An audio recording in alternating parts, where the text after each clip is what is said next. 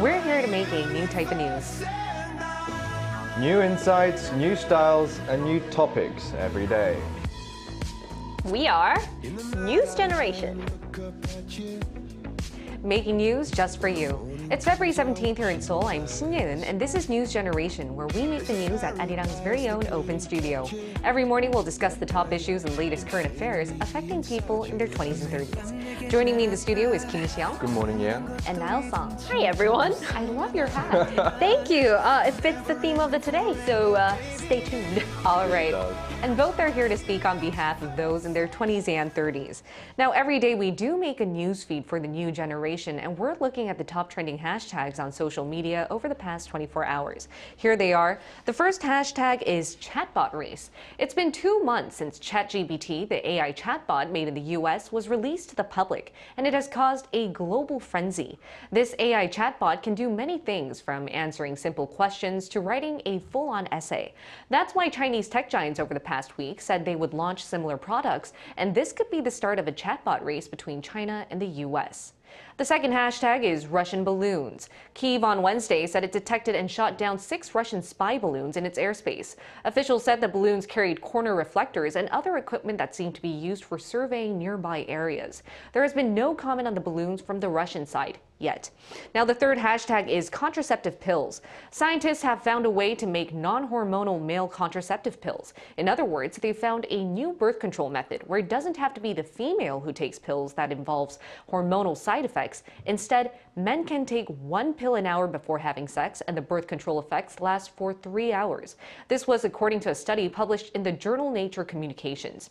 Now, scientists tested a single dose of the drug called TDI 11861 on mice. They found that this specific drug immobilizes the sperm before, during, and after mating, but only for 3 hours. Now, why don't we expand our newsfeed in the studio? What did you guys think about the last hashtag, which was male contraceptive pills? Yeah, I mean, this is a groundbreaking discovery, and I think in the right direction. There's actually been a lot of demand for male contraception pills because the female birth control has been, showing side effects, and we are hoping for the better future. But, I still have a lot of questions about it.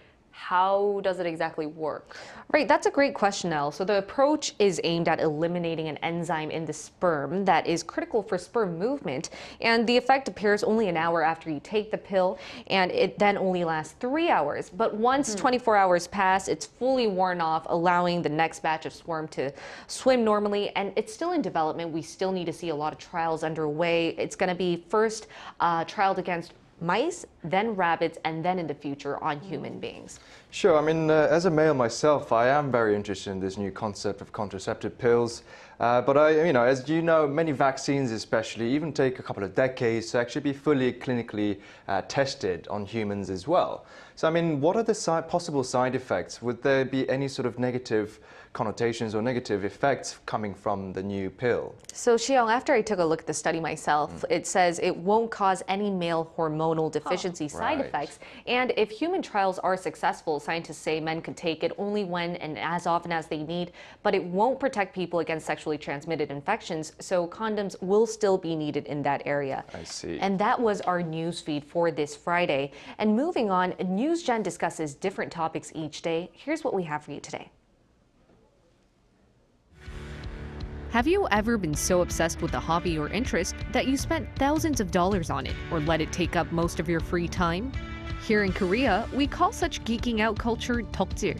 It comes from the Japanese term otaku, which refers to people who are obsessed with a specific interest. You can 덕질 many different things, from K-pop idols or bands to specific fashion brands or items. Today, News Gen looks at 3 questions. 1. What are the younger gen in Korea being 덕질 over, aka geeking out over? 2. What are some benefits behind this fandom culture? How does this affect the economy? 3. What are some points to look out for when geeking out?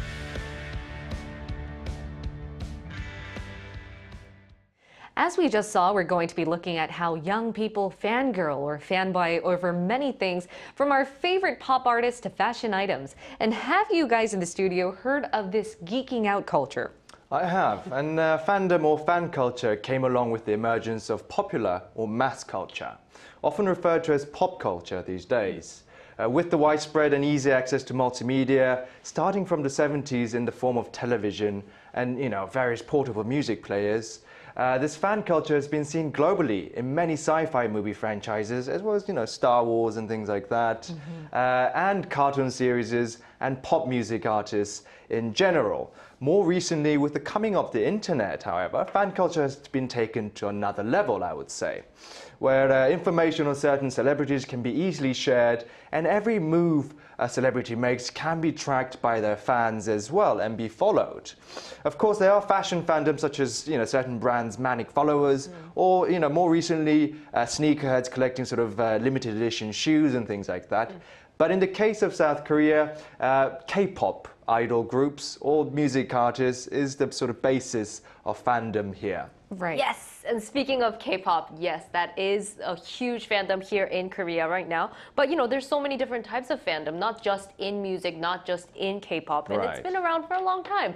Before that, there were people who were really, still are, people who are really into Japanese anime. You're so enthusiastic. Overwhelming because I love Japanese anime so much, and I love Disney, and I love the merch, and it's so cute. There's comic book conventions, cosplays, and I mean, there's so many people who are into actors, you name it. It's been around. Right, and I can't help but notice whenever you talk, your ears keep flopping, and it's so adorable. Thank you. So yes, nice. I love adorable things, and this is probably one of my things that I like to, collect. Exactly. I'm a fan of cute things. And you're not alone. A lot of the younger generation love to geek out. But if you can define their distinctive traits and compare it to the older generation, what would it be like? And I think, like I just mentioned, I like collecting things. I think collection is a huge part of the fandom. There's the merch, and also the social media aspect of it. People are communicating about their passion, their love for things, their idols, and I think the third thing is following them around.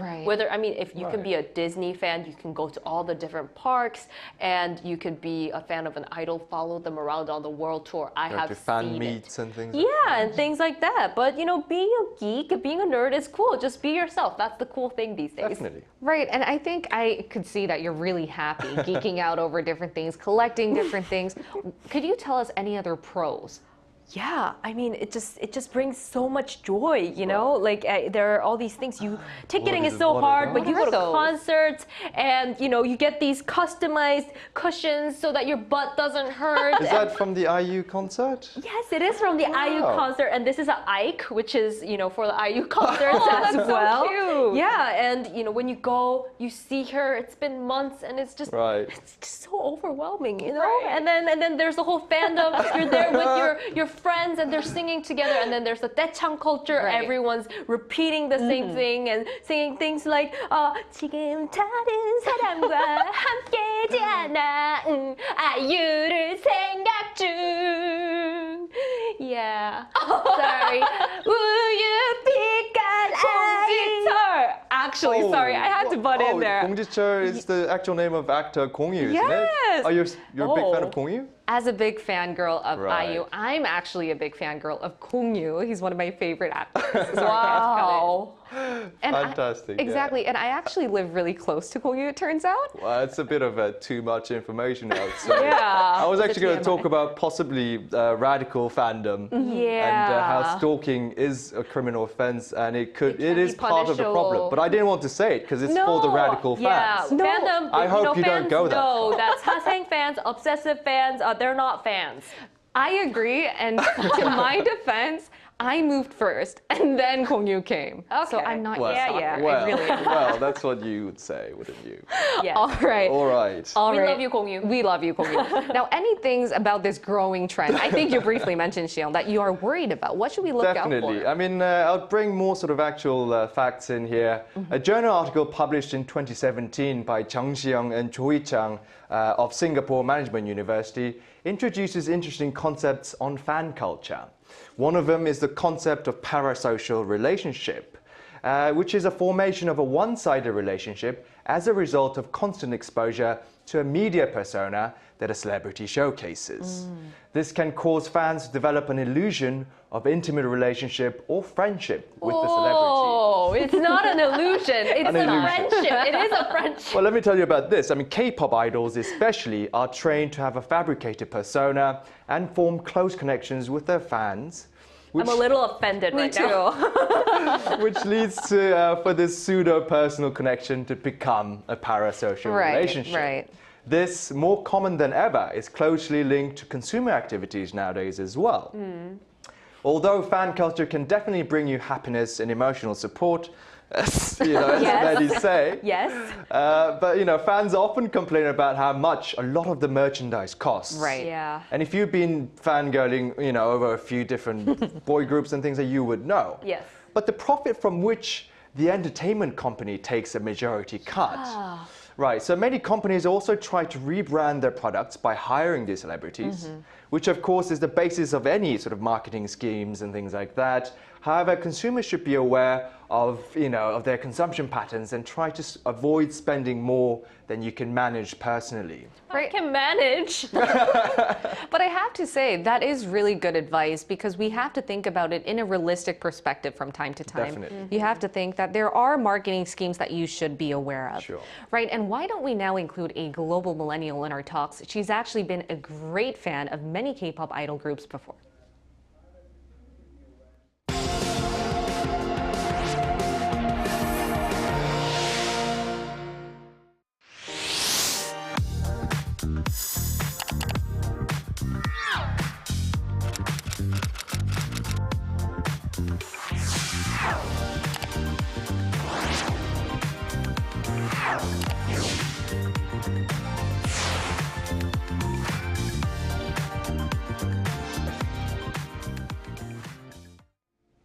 As we mentioned, we have a familiar face who will join us through Skype. It's Jem Kozak, and she's been a big fan of K-pop all the way from the early days when she loved HOT, and now she's fangirling twice. Jem, great to have you here. Hello, Jem. Good morning. I love to see your merchandise here. I have so many things to show you guys too. All right, I can't wait. And speaking of merchandise, I hear that you've been a longtime fan of K-pop. Which group did you first get hooked on? And did you go to many concerts? How much merch do you have? And how is fandom culture different now compared to back then?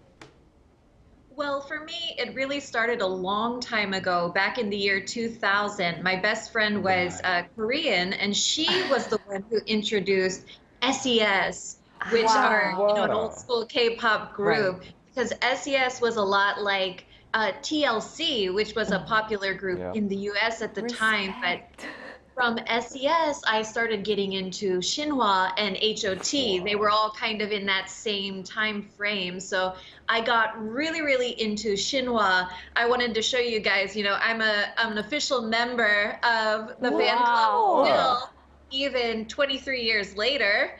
And when they have a concert, I do try to go every year. There has been a break because, many idols have to go to the military. Right.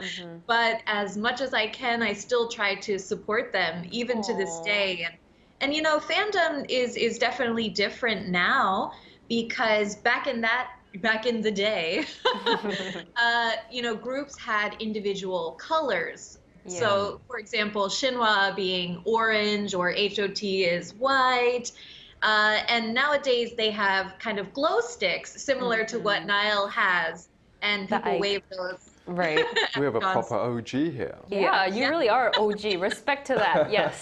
For sure. Yeah. Well, thanks for that, Gemma. I'm just curious also to understand how people can be so invested in a specific group or product. I mean, why do you 덕질, as we call it here, and how does it make you happy? Right, fangirling. Right. Well, when I started, I was, in middle school, high school, so I was a teenager. I have to beg my parents for the money to get the things I want. But I think people still continue this fandom when they become an adult because they can finally, get the things they always desire and show their love and express their love for their favorite group. Or like you guys mentioned, not just idol groups. I see there, actually reading about it online, it is usually celebrities for female. About 33% tend to fangirl over celebrities. But for guys, like yourself, it's usually games. You can also fanboy over games. So That's true. I think it just makes people happy. Simple pleasures. Definitely. Yeah. I also have a question. When you started first getting into K-pop, it was a while back, and now that K-pop is world famous, everybody knows it. But I don't think many people around you knew about it back then. So I'm just wondering if your family and friends, how they reacted, and if now, after many years, some people have followed in your footsteps of becoming a K-pop fan. Right? I say, hey, look at me now. Yeah, look at you now. Love that. Well, that was the year, 2000, 2001. We had a big boy band boom in the USA at that time too, boy, girls, and girl groups. So my brother used to say to me, well, you listen to the same music, it's just in a different language, right? But the kids at school were always like, why Korea? Why Korea? And like, I don't get it. But now those same people kind of come back to me and say, oh, I want to learn Korean. I'm really into BTS. So I Ahead think of your time. The Prophet Gem. Yes, yeah, it was Prophetess ahead of Gem. time. Wasn't cool back then, but now it's cool. But I'm a little too late. All right, thank you so much, Jem. It was a pleasure to talk to you again. Thank you very much, Jem. Bye. Now, if we bring the discussion back to the studio, any points that Jem made that fascinated you, Xiao? Yeah, I mean, a lot of the points, I was actually fascinated how, back in the day she goes with her Hey, fangirl. 2000s. SES and, HOT and Shinhwa as well. Those groups, probably Korean teenagers wouldn't even know about now. Oh yeah, they definitely don't. And I think one of the points she mentioned was about how there's differences in male and female fandom. Females, as Jem mentioned, more focused on celebrities and things like that. But male sort of fandom focusing games, I guess. Yeah. Games as well. So some of my friends actually have a fanship 덕질 for military gear as well. They know all the names of the tanks, all the jets and things like that. All the names of rifles, handguns and things like that. So I think there's different variations of fangirling or fanboying, which exists in our society these days. And I think that's the trait of fangirling and fanboying amongst the new generation. It's that it's either fanboying, fangirling over your favorite idol or celebrity, but also a collection of goods. Yeah, whatever you feel like you like to go on. Definitely. And Niall, which point fascinated you the most? I think even though other people have interests in different areas, like, military products, I wouldn't understand, but, respecting that because you never know what's going to happen. Like with Jem, she said, after all these years, I want to learn Korean. Yeah. Exactly. She was just an early bloomer then. Yes, that's right. Early adapter. Exactly. Yes, pioneer.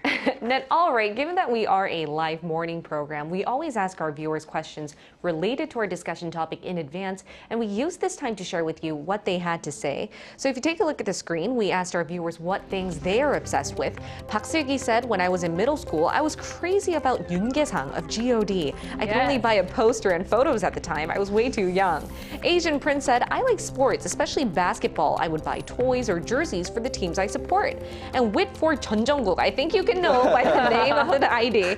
I'm part of the BTS ARMY fandom. My ultimate bias is the one and only beautiful Chun Jung-guk. All right. Now, what did you guys think about our viewers' comments? Starting with Xiao. I mean, interesting points, Ola, but Park Se-gi is, I guess, more of a millennial, from my opinion, because Yoon Ge-sang, as you might know, G.O.D. and most of us will know him as an actor. He left the G.O.D. back in 2004, I think. So he left it just before the group actually dismembered. And definitely. So it moves on to different trends as well. Asian Prince, welcome back, Asian Prince. I think we've had some comments from him before. Yeah. Sports, especially basketball, he says. Any kind of sports is a good target for fandom.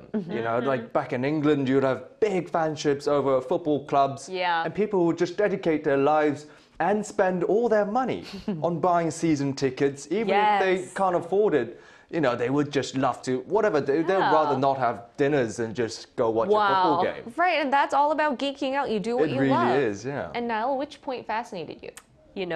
One and only beautiful Chun Jung-guk? Yes. I agree. Yes, he is the one and only. Definitely. Now, all right, we do upload questions related to our discussion topic for our viewers to answer. And if you want to participate, please search Arirang News on YouTube and look into our community tab. The link is right below. And we've already come to the final part of our discussion for today. And what direction do you guys think that this 덕질 culture will go? Well, you know, I think, like I've mentioned before, it has always been around. People are passionate. They want to express their feelings about the things that they enjoy. And on an individual level of fans, I don't see it changing too much because some people have already maxed out. They've dedicated their entire lives. Not me, I'm pretty chill. But people have dedicated their lives. They spend a lot of money on it. So I don't know how much more people can go into that, but maybe with different platforms and how, you know, what kind of different things that we can be fangirling about. I think those are the things we have potential in change. Right, and what do you think about this, Xiao? Yeah, I mean, I think you could possibly comment on this too, Yeon, as a science and IT reporter. I think the fandom and 덕질 culture can move into another realm of metaverse in the future. Definitely. So more of a digital sort of space, and a lot of the Korean companies you see, Korean entertainment companies, are investing huge amounts of money into constructing these metaverse platforms. You could see a Hype where the BTS is a part of, creating, spending a lot of money, connecting with fans and things like that. Yeah, BTS museums online as well. I've been. Yeah, I mean, of course, this will make it easier for fans to fall into what I said before, the one-sided sort of fabricated relationship or parasocial relationship, which I think fans should be definitely aware of. And, trying to spend, more people will be spending more time in that realm of metaverse, of fandom, of the, company-created sort of environments. Right. And I think we should be aware of the real social life and a good balance between real social life and sort of, the online fanship as well. I have a real social life with the other fans. And actually, that's really interesting, Xiao, that you mentioned the metaverse. I think metaverse can be another realm where we start to geek out because there's a lot of different things you can try out in the metaverse, whether that be, as we mentioned yesterday, meeting your virtual idol or your actual idols in the form of avatars. And nowadays, you can actually buy products using the metaverse. Oh yeah, that's true. You can even buy like NFT real estate and things like that. So geeking out has definitely expanded in the realms and the platforms. And the accessibility. Exactly. But I think one point that we need to mention before ending off is the perspective behind geeking out. I do think there is that little tang of negative connotation when people say you geek out if it's too excessive. But at the end of the day, I think you should be doing something that makes you happy. Exactly. And nobody should judge you for what you're doing, right? Yeah, Xiong.